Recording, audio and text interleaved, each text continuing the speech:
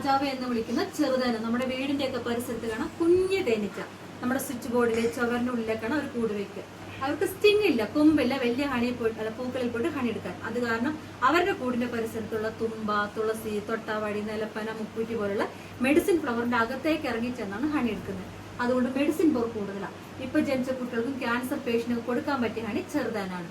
Immunity boost ചെയ്യാൻ, viral fever തടയാൻ, asthma, allergy, throat infection, cold, cough എല്ലാത്തിനും കണ്ണിലേക്ക് ഡയറക്റ്റ് ഒഴിക്കാൻ പറ്റിയത്, പൊള്ളൽ തേച്ച പാട് വരെ ഇല്ലാതാക്കുന്നതൊക്കെ നമ്മുടെ സ്റ്റിംഗ്ലെസ് ചെറുതാനാണ്. അതുകൊണ്ട് തേനുകളുടെ കിങ് എന്നാണ് അറിയപ്പെടുന്നത്.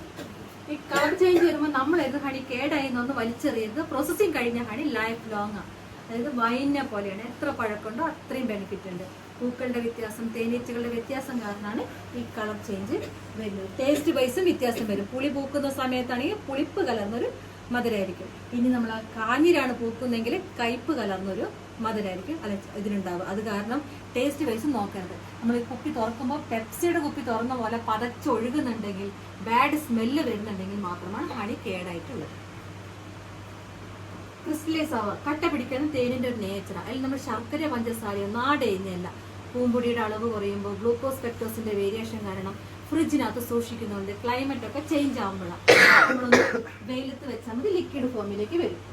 ബി വാക്സ്, തേനീച്ച ഹണി കോമ്പ്, തേനിന്റെ അട ഉണ്ടാക്കുന്നത് ഈ വാക്സ് വെച്ചിട്ടാണ്. നമ്മളത് കോസ്മെറ്റിക്കിലാണ് യൂസ് ചെയ്യുന്നത്. ലിപ് ബാം, മോയ്സ്ചറൈസിങ് ക്രീമിലൊക്കെയാണ് നമ്മളത് യൂസ് ചെയ്യുന്നത്. ആശാരിമാർ മരം മിനുസപ്പെടുത്തുന്നതും സ്ക്രൂ ടൈറ്റ് ചെയ്യുന്നതൊക്കെ ഈ ഒരു മെഴുക് വെച്ചിട്ടാണ്.